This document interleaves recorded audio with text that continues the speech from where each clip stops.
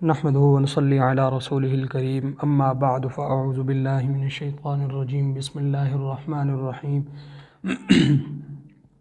अल्लाहु नज़्ज़ल अहसनल हदीथि किताबम मुतशाबिहम मसानी तक़शअर्रु मिन्हु जुलूदुल लज़ीना यख़शौना रब्बहुम सुम्मा तलीनु जुलूदुहुम व क़ुलूबुहुम इला ज़िक्रिल्लाह। सदक़ल्लाहुल अज़ीम व क़ाल रसूलुल्लाह सल्लल्लाहु अलैहि व आलिहि वसल्लम मा रअयतु मंदरन क़त्तु इल्ला वल क़ब्रु अफ़ज़अ मिन औ कमा क़ाल अलैहिस्सलातु वस्सलाम। मुअज़्ज़ज़ सामिईन, पिछले जुमे में हमने उन आमाल को ज़िक्र किया था, उन कामों को ज़िक्र किया था जिनकी वजह से इंसान का दिल सख्त हो जाता है और इंसान को अपनी आखरत की फ़िक्र नहीं रहती, इंसान अपनी आखरत को भूल जाता है। तो इस नशिस्त में इंशाअल्लाह हम उन आमाल को ज़िक्र करेंगे, उन नुस्ख़ों को ज़िक्र करेंगे जिनको इख्तियार करके हम अपने दिलों को नरम कर सकते हैं। तो इस सिलसिले में सबसे पहला नुस्ख़ा और सबसे पहला अमल जिसके ज़रिए से दिल को नरम किया जा सकता है वो तिलावत क़ुरआन है। क़ुरआन करीम की तिलावत एक ऐसी चीज़ है जिसकी वजह से इंसान का दिल नरम हो जाता है, इंसान के दिल की सख्ती दूर हो जाती है, इंसान के दिल की सख्ती ख़त्म हो जाती है और इंसान का दिल नरम हो जाता है। चुनाचे हज़रत अबू ज़र ग़िफ़ारी रज़ियल्लाहु ताला अन्हु फरमाते हैं कि एक मरतबा नबी अलैहिस्सलातु वस्सलाम ने रात को नवाफ़िल पढ़ने शुरू किए तो आप सल्लल्लाहु अलैहि वसल्लम सारी रात कुरान की एक ही आयत तिलावत करते रहे और उसमें ये पढ़ते रहे, इन तुअज़्ज़िबहुम फ़इन्नहुम इबादुक व इन तग़फ़िर लहुम फ़इन्नका अंतल अज़ीज़ुल हकीम, कि ऐ अल्लाह, अगर तू इन बंदों को अज़ाब देना चाहे तो ये तेरे बंदे और ग़ुलाम हैं, और अगर तू इनकी मग़फ़िरत कर दे, तू इनको बख्श दे, तो फिर तू ही गालिब है, क़ुव्वत वाला है, तू ही हिकमत वाला है। सारी रात हुज़ूर सल्लल्लाहु अलैहि वसल्लम ये आयत पढ़ते रहे और सारी रात आंसू बहाते रहे। तो क़ुरआन के अंदर ये खूबी मौजूद है कि जब इसकी तिलावत की जाती है, इसके अल्फाज को पढ़ा जाता है, ख़ास तौर पर फिर इसके अल्फाज के मानी को समझा जाए, इसके मतलब को समझा जाए, इसके अंदर ये देखा जाए कि अल्लाह ने हमसे नेक काम करने पर क्या क्या वादे किए हैं और गुनाह करने की सूरत में अल्लाह ने क्या किन किन चीज़ों से हमें डराया है, क्या क्या वईद मौजूद हैं, अल्लाह ने क्या क्या हमें कब्र के हौलनाक मनाज़िर का कुरान में ज़िक्र किया है, जहन्नम की सख्ती का और हशर के हौलनाक मनाज़िर का, पुल सिरात का, मीज़ान अदल का, क्या कुछ अल्लाह ताला ने कुरान करीम में ज़िक्र किया है। और जब इंसान कुरान को सिर्फ़ अल्फाज को भी सुन ले तो अल्फाज का भी बड़ा असर होता है, और इससे भी जो बढ़कर चीज़ है वो इसके मानी मतलब पर गौर करके कुरान को पढ़ना, ये ऐसी चीज़ है कि इंसान के दिल को मोम कर देती है। चुनाचे एक मौका पर नबी अलैहिस्सलातु वस्सलाम ने हज़रत अब्दुल्ला बिन मसूद रज़ियल्लाहु ताला अन्हु को कहा कि तुम मुझे कुरान सुनाओ। तो हज़रत अब्दुल्ला बिन मसूद रज़ियल्लाहु ताला अन्हु फरमाने लगे, या रसूल अल्लाह, कुरान तो आप पर उतरा है, भला मैं आपको कुरान सुनाऊँ? तो हुज़ूर ने फरमाया, हाँ बिल्कुल, मेरा दिल करता है कि मैं तुमसे कुरान सुनूँ। तो हज़रत अब्दुल्ला बिन मसूद रज़ियल्लाहु ताला अन्हु फरमाते हैं, मैंने सूरह निसा शुरू कर दी, मैं पढ़ता रहा, फिर मैंने ऊपर मुँह उठा के हुज़ूर सल्लल्लाहु अलैहि वसल्लम की तरफ देखा कि हुज़ूर क्या कहते हैं, बस कर दूँ या अभी पढ़ता रहूँ? तो कहते हैं मैंने जब हुज़ूर को देखा, हुज़ूर सल्लल्लाहु अलैहि वसल्लम की आंखों से आंसू बह रहे थे। तो ये हुज़ूर सल्लल्लाहु अलैहि वसल्लम के दिल पर कुरान का असर है, और ये सिर्फ हुज़ूर सल्लल्लाहु अलैहि वसल्लम के साथ ख़ास नहीं, कुरान को जो भी पढ़ता है, जो इसकी तिलावत करता है, जो इसको समझने की कोशिश करता है, कुरान का असर उस पर तारी होता है। कुरान उसके दिल के अंदर सोज़ो गुदाज पैदा करता है, उसके दिल के अंदर रिक्कत तारी कर देता है, इंसान का दिल नरम हो जाता है। चुनाचे एक मौका पर आप सल्लल्लाहु अलैहि वसल्लम सफ़र पर थे और सहाबे किराम भी आप सल्लल्लाहु अलैहि वसल्लम के साथ थे। तो उस मौके पर सूरतुल हज की आयात नाजिल हुई। आप सल्लल्लाहु अलैहि वसल्लम एक दरख्त के नीचे आराम करने के लिए बैठे हुए थे, कुछ सहाबा किराम मुंतशिर हो गए, दूर दराज जो दरख्त थे उनके नीचे बैठ गए छाँव में जा कर के। तो आप सल्लल्लाहु अलैहि वसल्लम ने सब सहाबा किराम को जमा किया और फरमाया कि ऐ सहाबा किराम, मुझ पर कुरान की चंद आयात अब उतरी हैं, मैं वो तुम्हें सुनाना चाहता हूँ।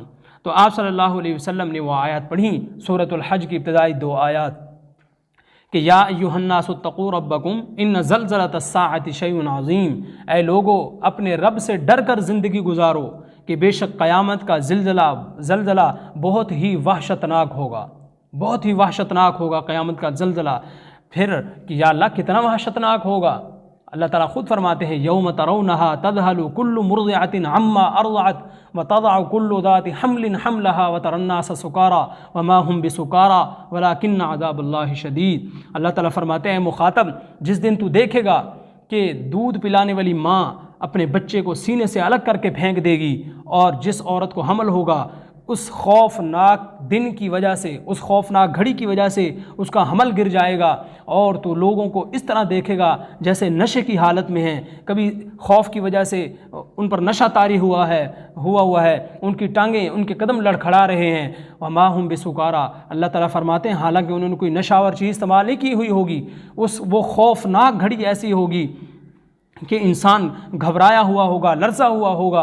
आगे अल्लाह ताला फरमाते हैं ये तो क़यामत का इब्तिदाई मरहला है, इब्तिदा होगी। वलाकिन्न अज़ाबुल्लाहि शदीद, लेकिन अल्लाह का अज़ाब बहुत सख्त होगा। इसलिए एक हदीस में आता है कि फ़रिश्तों की एक बड़ी जमात उसने जहन्नम को लगाम डाली हुई है, और क़यामत के दिन जो है वो जहन्नम लपक लपक कर इंसानों की तरफ आएगी, और फ़रिश्ते लगाम डाल करके उसके जहन्नम को काबू में किए हुए होंगे। तो जब आप सल्लल्लाहु अलैहि वसल्लम ने ये आयात पढ़कर सहाबे किराम को सुनाई तो सहाबे किराम चीखें मार मार कर रोने लग गए। तो ये कुरान करीम की आयात का असर है कि जब कुरान करीम को पढ़ा जाता है, सुना जाता है, तो इसके ज़रिए से कुरान करीम की वजह से इंसान का दिल नरम हो जाता है। चुनाचे हम हज़रत उमर बिन ख़त्ताब रज़ी अल्लाह ताला अन्हु को देखें, इस्लाम से पहले इतने सख्त दिल थे कि इस्लाम के बारे में एक बात सुनना भी गवारा नहीं करते थे। चुनाचे इनकी एक लौंडी मुसलमान हो गई, उनको इतना मारते थे, मार मार के थक जाते थे। और इसी तरह एक मरतबा इतने गुस्से में आए और कहने लगे कि नाउज़ुबिल्लाह, मैं जाकर मोहम्मद को कत्ल करता हूँ। घर से तलवार लेकर निकले बड़े ही गुस्से के साथ। आगे जब गए तो एक मुसलमान मिल गया, उसको पीटना शुरू कर दिया, उसको मारना शुरू कर दिया। यकीनन वो उन्हीं की बस्ती का था, अरब ही था, मुसलमान हो गया। तो हज़रत उमर ने उसको मारना शुरू कर दिया कि तू मुसलमान हो गया है। तो वो कहने लगा, अच्छा तू मुझे मारता है, तो ज़रा अपनी बहन और अपने बहनोई की खबर तो ले, वो भी तो मुसलमान हो गए। तो हज़रत उमर रज़ियल्लाहु ताला अन्हु का गुस्सा और बढ़ गया। वो अपने बहनोई के घर की तरफ चले गए और वहाँ पर जाकर दस्तक दी। उनको पता चला कि जो है बाहर उमर आया है, और उनको पढ़ाने वाले सहाबी हज़रत खब्बाब बिन अरत रज़ियल्लाहु ताला अन्हु उनको पढ़ा रहे थे। तो उनको आवाज़ आ गई कि अंदर से कुछ पढ़ा जा रहा है, कुछ अजीब कलाम पढ़ा जा रहा है। तो आकर अपने बहनोई को पीटना शुरू कर दिया। बहन बचाने लगी तो बहन को मारा। फिर जब देखा उमर रज़ियल्लाहु ताला अन्हु ने, आखिर ये ऐसी कौन सी चीज़ है कि ये मार खाना तो बर्दाश्त कर रहे हैं लेकिन इस चीज़ को छोड़ नहीं रहे। तो फिर फरमाने लगे कि अच्छा वो चीज़ मुझे दिखाओ, क्या है वो चीज़, मुझे दिखाओ, तुम क्या पढ़ रहे थे। तो उनकी बहन ने कहा कि तुम नापाक हो, पहले गुस्ल करो, वज़ू करो, उसके बाद तुम्हें हम पढ़ने के लिए देंगे। तो हज़रत उमर रज़ियल्लाहु ताला अन्हु ने गुस्ल किया। उसके बाद कुरान की वो आयात उनको दी गई उनको पढ़ने के लिए। तो सूरत ताहा थी, वो सूरत ताहा को उन्होंने पढ़ना शुरू किया। ताहा मा अंज़लना अलैकल कुरआन लितश्क़ा इल्ला तज़किरतन लिमन यख़शा तंज़ीलन मिम्मन ख़लक़ल अर्ज़ वस्समावातिल उला। और ये आयात यूँ पढ़ते चले गए और दिल पर असर होना शुरू हो गया। तिलावत कर रहे हैं, दिल पर असर हो रहा है, और बिल आखिर ये कहने लगे कि मैं मुसलमान होना चाहता हूँ, मुझे मोहम्मद रसूलुल्लाह सल्लल्लाहु अलैहि वसल्लम के पास ले चलो। और फिर बिल आखिर मुसलमान हो गए। तो आयात पढ़ते जा रहे हैं। इसी तरह एक अरब था, गालिबन उसका नाम वलीद बिन रबिया है या वलीद बिन उतबा है। वो हुज़ूर सल्लल्लाहु अलैहि वसल्लम के पास आया और कहने लगा, मैं कुफ़ारे मक्का का, कुरैश मक्का का कासिद बनकर, सफ़ीर बनकर आपके पास आया हूँ। उन्होंने मुझे ये कहा है कि मैं आपसे आकर बात करूँ। अगर आपको सरदारी मतलूब है, अगर आप चाहते हैं कि ये आप दावत व तबलीग इसलिए फैला रहे हैं, अपने दीन इस्लाम को इसलिए फैला रहे हैं कि आप सबसे बड़े अमीर बन जाएं, बादशाह बन जाएं, तो फिर हम आपको अरब का सरदार बना देते हैं। और अगर आप ये सब कुछ पैसे के लिए कर रहे हैं तो फिर हम आपको पैसे से नवाज देते हैं, सोने चांदी से नवाज देते हैं।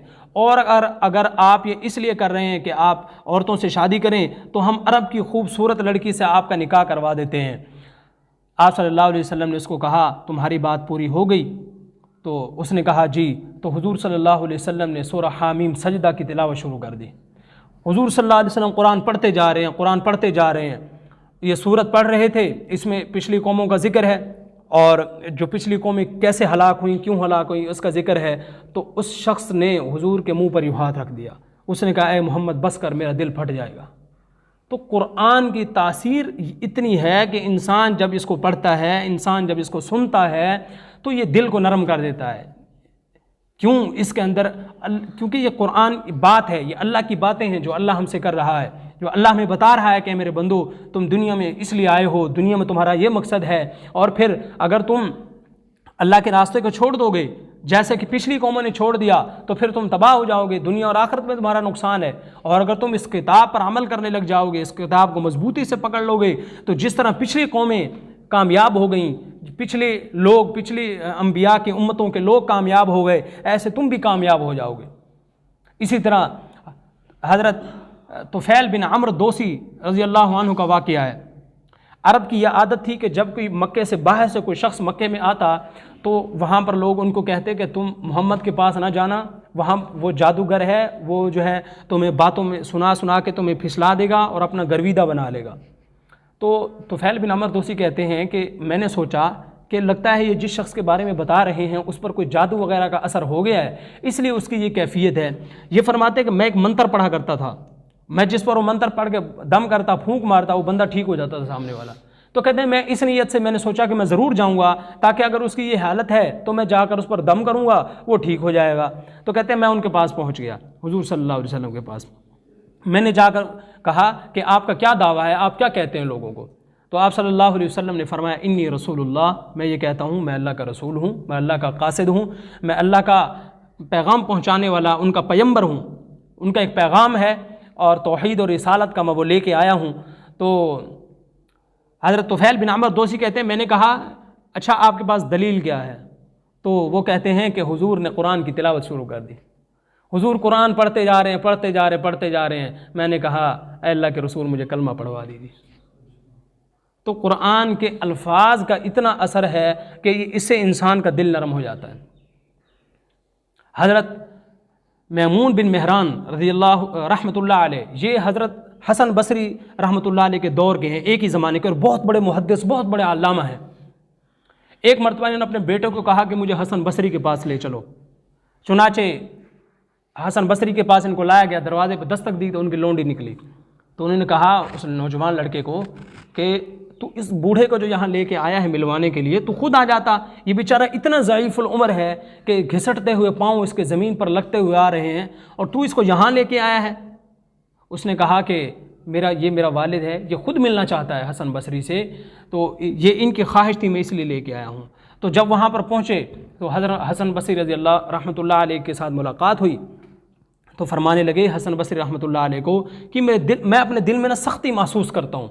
बहुत बड़े मुहद्दिस हैं, बहुत बड़े अल्लामा उस वक़्त के, कहते हैं मैं अपने दिल में सख्ती महसूस करता हूँ, मुझे कुछ सुनवाइए ताकि मेरा दिल नरम हो जाए। तो जब उन्होंने ये बात फरमाई तो हसन बसरी रहमतुल्लाह अलैह ने कोई नसीहत नहीं की, कुरान पढ़ना शुरू कर दिया। कुरान पढ़ते जा रहे हैं। मैमून बिन मेहरान रहमतुल्लाह अलैह भी रोने लग गए और हज़रत हसन बसरी रहमतुल्लाह अलैह भी रोने लग गए, और पढ़ते रहे। कुछ देर के बाद मैमून बिन मेहरान रज़ियल्लाहु ताला अन्हु ने जो है कहा कि बस कर दीजिए, मेरे दिल की सख्ती दूर हो गई है।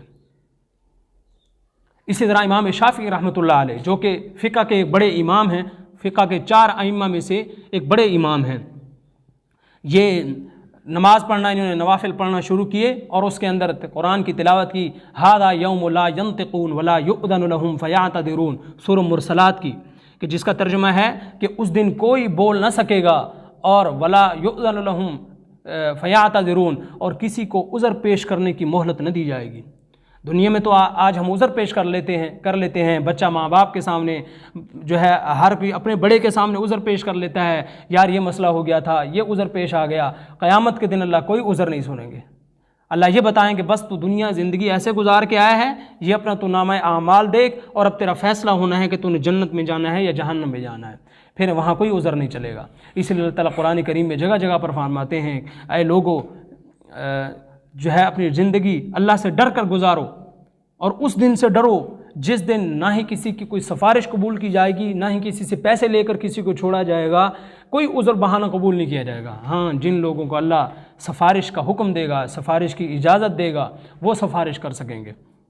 वो फिर खा मुजाहिदीन हों, वो उलमा हों, वो हाफिज़ हो या रसूलुल्लाह सल्लल्लाहु अलैहि वसल्लम हो। तो जब सिफारिश की इजाज़त मिलेगी तो फिर आप सल्लल्लाहु अलैहि वसल्लम या ये नेक लोग सिफारिश कर सकेंगे। तो इसलिए अल्लाह ताला हमें कुरान करीम में डराते हैं कि ऐ लोगों, ऐसे आमाल करो जिसकी वजह से तुम अपने रब को राज़ी कर सको, और ऐसे आमाल छोड़ दो जिनकी वजह से अल्लाह और उसका रसूल नाराज़ होता है। और एक हदीस शरीफ का मफ़हूम है कि इंसान जब कुरान की तिलावत करता है, आप सल्लल्लाहु अलैहि वसल्लम ने फरमाया, जब बंदा कुरान पढ़ता है तो अल्लाह ताला ऐसे कान लगाकर पूरी तवज्जो के साथ सुनते हैं, जैसे कोई गाना गाने वाली लौंडी जब गाती है उसका मालिक खूब तवज्जो के साथ उसका गाना सुनता है। ये इसलिए इरशाद फरमाया कि उस वक़्त जो अरब लोग थे वो गाना गाने वाली जो औरतें होती थी उनको दूर दराज के इलाकों से लेके आते थे, और जो बड़े मालदार लोग होते थे वो अपने साथ रखते थे। जब उनका जी चाहता गाना सुनने के लिए उसको कहते, तू जो गाना सुना, वो गाना सुनाती थी और वो मालिक बड़ी तवज्जो के साथ उसका गाना सुना करता था। तो आप सल्लल्लाहु अलैहि वसल्लम ने बात समझाने के लिए मिसाल दी, जैसे कोई गाना गाने का दिलदादा होता है कि वो उसको गाना सुनने का इतना दिल करता है, और जितनी तवज्जो से वो गाना सुनता है, अल्लाह ताला अपने बंदे का कलाम इतनी तवज्जो से सुनते हैं कि जब बंदा कुरान पढ़ता है तो अल्लाह ताला ऐसी तवज्जो के साथ कि मेरा बंदा क्या पढ़ रहा है। तो इसलिए इंसान को चाहिए जब तिलावत करे तो अल्फाज पर तवज्जो करते हुए, अल्फाज पर गौर करते हुए पढ़े। और आला दर्जा तो ये है कि इंसान को ये पता हो कि मैं आयत जो पढ़ रहा हूँ इसका तर्जुमा क्या है, अल्लाह ताला क्या ज़िक्र कर रहे हैं। यहाँ पर जन्नत का ज़िक्र है, जहन्नम का है, पिछली कौमों का है, अल्लाह मुझे कुछ कह रहे हैं। जब अल्लाह किसी इंसान को खिताब कर रहे हैं कि ए लोगो, मसलन या अय्युहन्नासुत्तक़ू रब्बकुम, ए लोगो तुम अपने रब से डरो, तो मैं सबसे पहले जब पढ़ूँ तो मैं ये सोचूँ अल्लाह ताला मुझे कह रहे हैं कि ए फ़लाँ तू अपने रब का डर रख, तो अपने दिल में अपने अल्लाह का खौफ पैदा कर, अल्लाह का खौफ दिल में रख कर ज़िंदगी गुजार। तो एक जो चीज़ इंसान के दिल को नरम करती है वो कुरान करीम की तिलावत है, और दूसरी चीज़ जो इंसान के दिल को नरम करती है वो अल्लाह का ज़िक्र है। चुनांचे अल्लाह ताला कुरान करीम में फरमाते हैं, जो आयत हमने खुद पढ़ी इब्तिदाअन, अल्लाह ताला फरमाते हैं कि इस कुरान की सिफत बयान करते हुए कि तक़शअइरु मिन्हु जुलूदुल्लज़ीना यख़शौना रब्बहुम, जो जिन लोगों के दिलों में अल्लाह का खौफ और डर है, कुरान की तिलावत की वजह से उनके बदन के अंदर रोंगटे खड़े हो जाते हैं। और फिर सुम्म तलीनु जुलूदुहुम व क़ुलूबुहुम इला ज़िक्रिल्लाह, और उनके दिल जो है वो नरम हो जाते हैं, उनका जिस्म भी नरम हो जाता है, और फिर वो अल्लाह के ज़िक्र की तरफ माइल हो जाते हैं। इंसान जब कुरान सुनता है, इंसान जब अल्लाह का ज़िक्र करता है तो फिर वो माइल हो जाता है अल्लाह के ज़िक्र की तरफ। तो कुरान की वजह से इंसान अल्लाह के ज़िक्र की तरफ चला गया। तो अल्लाह का ज़िक्र करना, इसी तरह हसन बसरी रहमतुल्लाह अलैह के पास एक शख्स आया, कहने लगा कि मुझे अपना दिल सख्त और बोझल मालूम हो रहा है, तो मुझे कोई नसीहत कीजिए। तो उन्होंने अपने हाज़रीन मजलिस में से एक शख्स को कहा कि इसको किसी ऐसी मजलिस में ले जाओ जहाँ पर अल्लाह के ज़िक्र हो रहा हो, उस मजलिस में बिठा दो, इसका दिल नरम हो जाएगा। इसलिए कुरान में अल्लाह ताला फरमाते हैं, या अय्युहल्लज़ीना आमनू उज़्कुरुल्लाह ज़िक्रन कसीरा, ए ईमान वालों कसरत के अल्लाह का साथ ज़िक्र करो, कसरत को अल्लाह के साथ याद करो। और अल्लाह ताला एक जगह पर अक्लमंदों की सिफत बयान करते हुए फरमाया कि अल्लज़ीना यज़्कुरूनल्लाह क़ियामन व क़ुऊदन व अला जुनूबिहिम, कि अक्लमंद लोग वो हैं जो उठते बैठते चलते फिरते लेटते भी अल्लाह का ज़िक्र करते हैं। तो इसलिए, और हम अपनी 24 घंटे की ज़िंदगी को ज़िक्र में के साथ कैसे ख़ास करें, और हमारे लिखा है कि अपनी ज़िंदगी को इस्लाम के मुताबिक ढाल लें। मसलन खाना खाना है तो बिस्मिल्लाह पढ़ें, हाथ धोएं, खाना खाने की सुन्नतें अपनाएं, वाशरूम में जाना है तो सुन्नतों को अपनाएं, दुआएं पढ़ें जो दुआएं आप सल्लल्लाहु अलैहि वसल्लम ने सिखाई हैं, बाज़ार जाना है तो दुआएं पढ़ें, जो काम करना है दुआएं पढ़ें। इनकी वजह से हमारी 24 घंटे की ज़िंदगी इबादत वाली शुमार होगी, अल्लाह के ज़िक्र में 24 घंटे हम रहेंगे। तो दूसरी सिफत कि इंसान अल्लाह का ज़िक्र करे, अल्लाह के ज़िक्र की वजह से भी इंसान का दिल नरम हो जाता है। तीसरी चीज़ जिससे इंसान का दिल नरम होता है वो है मौत की याद, कि इंसान मौत को याद करेगा, इंसान का दिल नरम होता चला जाएगा। अम्मी आयशा सिद्दीक़ा रज़ियल्लाहु ताला अन्हा के पास एक औरत आई, कहने लगी कि मेरा दिल बहुत सख्त हो गया है, तो अब मैं दिल को कैसे नरम करूँ, मुझे कोई वजीफ़ा बतलाइए। तो अम्मी आयशा सिद्दीक़ा रज़ियल्लाहु ताला अन्हा ने फरमाया कि अक्सरी ज़िक्र अल मौत, कसरत से मौत को याद किया कर, ये तेरे दिल को नरम कर देगा। इसलिए हुज़ूर सल्लल्लाहु अलैहि वसल्लम ने एक मौके पर फरमाया कि कुन्तु नहैतुकुम अन ज़ियारतिल क़ुबूर फ़ज़ूरूहा फ़इन्नहा तुज़क्किरुल आखिरा, मैंने तुम्हें कब्रस्तान जाने से मना किया था, तुम कब्रस्तान जाया करो, इसलिए कि ये कब्रस्तान में जाना तुम्हें मौत की याद दिलाएगा। जब मौत की याद दिलाएगा तो इंसान को अपनी आखिरत की फ़िक्र होगी, इंसान को आखिरत का एहसास होगा। आज तो हमें लफ्ज़ मौत से डर लगता है। अगर कहीं पर मौत का जिक्र हो तो घर में जिक्र हो जाए तो माँ बाप कहते हैं ओहो माज़अल्लाह ये क्या बात कर दी भाई, ये तो फजूल बात, ओहो मौत का जिक्र कर दिया, भला हमने कहाँ मरना है। हालांकि मौत तो आके रहेगी, हम जिक्र करें या ना करें। अल्लाह ताला फरमाते हैं ऐनमा तकूनु युद्रिकुमुल मौत वलो कुन्तुम फी बुरूजिम मुशय्यदा, तुम कितने ही मजबूत किलों में छुप जाओ, मौत तुम्हें आके रहेगी, मौत नहीं छोड़ेगी। इसलिए बेहतर है कि मौत को याद कर लें, मौत का जिक्र हो, ताकि इंसान के दिल के अंदर नरमी आ जाए। इसलिए हुजूर सल्लल्लाहु अलैहि वसल्लम ने फरमाया कि कब्रिस्तान में जाया करो, वहाँ देखो कितने ही बड़े मालदार, कितने ही पैसे वाले, कितने ही बड़े बड़े कद काठ वाले, कितने खूबसूरत लोग, कितने साहिब अज़मत और साहिब जलाल लोग मट्टी की नज़र हो गए हैं। जाके देखो उनका क्या बना। तो लिहाजा तुम भी ऐ इंसानो, तुम भी कितने जो दिन यहाँ दुनिया में रहोगे। तो यही दीन इस्लाम, यही कुरान हमें समझाता है। और कब्रिस्तान में जाने से दिल कैसे नरम होगा कि जब कब्रें उजड़ी हुई देखेंगे, वैरान कब्रें हम देखेंगे। और आज हमने कब्रिस्तान को गुलिस्तान बना लिया है, वहाँ पर तो जाकर और दिल लगने लग जाता है कि जी बड़ी खूबसूरत कब्रें और जो गुंबद और कुब्बे बनाए हुए वहाँ के ऊपर, रंग रोगन कब्रों के ऊपर किया हुआ, पक्के जैसे घर बनाए हुए वैसे हमने कब्रिस्तानों को संवार दिया है, जहाँ पर जाने के बाद कोई असर भी नहीं होता। उजड़ी हुई कब्रें हों, असल जो कब्रिस्तान को कब्रिस्तान ही रहने दिया जाए कि वहाँ पर कहीं पर कब्र जो है वो गिरी पड़ी हो, कहीं पर जो है हड्डी नजर आए, कहीं पर क्या चीज़, ताकि वहाँ पर कब्रिस्तान में जाकर खौफ महसूस हो, दिल नरम हो जाए। आज तो हम जब कब्रिस्तान में मुर्दे को दफनाते हैं, साथ ही तदफीन हो रही होती है और वहीं पर लोग हंस भी रहे होते हैं, वहीं पर लोग मजाक भी कर रहे होते हैं, आखिरत की कोई फिक्र ही हमें नहीं होती, वहाँ पर भी हम अपने दुनिया के हिसाब किताब में लगे हुए होते हैं। तो दिल हमारे इतने सख्त हो गए हैं। तो तीसरा अमल जिसकी वजह से इंसान का दिल नरम हो जाता है वो मौत की याद है, कि जितना ज़्यादा हम मौत को याद करेंगे उतना ज़्यादा हमारा दिल नरम होगा। और चौथी चीज़ जो इंसान के दिल को नरम करती है वो कब्रिस्तान में बार बार जाना।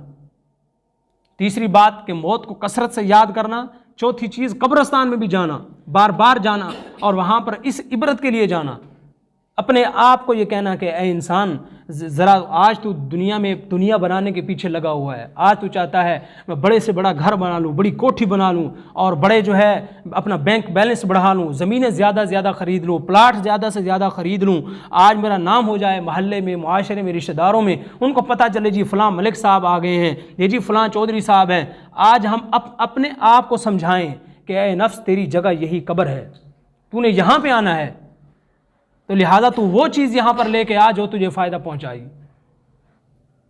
आज चूँकि हमारी उम्मीदें लंबी लंबी हो गई हैं, हम 100 साल के बाद भी सोचते हैं कि जब मैं 100 साल का हो जाऊँगा, मेरे पोते पोतियाँ, मेरे नवासे नवासियाँ हो जाएंगे, वो फिर जो है मैं उस वक़्त मैं उनके साथ मतलब है कि मैं कैसे ज़िंदगी गुजारूँगा, मैं खुश होऊंगा उनके साथ। तो इतनी लंबी जब उम्मीद हम बनाते हैं, तूलुल अमल जिसे कहा जाता है, इतनी लंबी उम्मीद बनाने की वजह से इंसान का दिल सख्त हो जाता है।